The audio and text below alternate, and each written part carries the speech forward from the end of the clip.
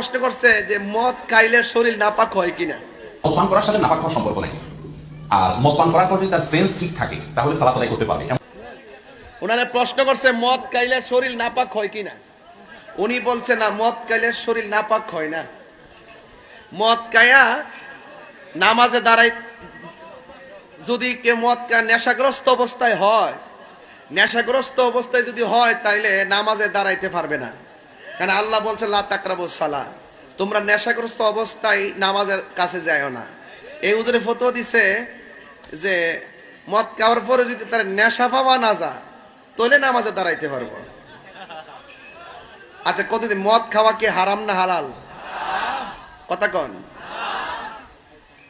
আহা, আমি কইলি তো আমার দোষ।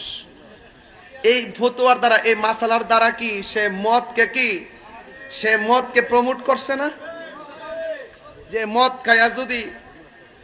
খায়া যদি নেশা মাতাল না হয় তাহলে নামাজে দাঁড়াইতে পারে, অসুবিধা নাই। দেখেন ফতোয়া দিতে এমন এক অবস্থা হয়েছে যেটা কইটার উত্তর দে, জানলো উত্তর দে, না জানলো উত্তর দে। এই হলো আমাদের দেশের সমস্যা। কথা কোন ঠিক না বেটে? যাক, এগুলো আস্তে আস্তে আমার কাছে সবই আছে। এক নম্বর আসল শাইখ না জাল শাইখ, এগুলো আস্তে আস্তে জনগণ বুঝবে ইনশাল্লাহ। দর্শি যখন বুঝবে। আর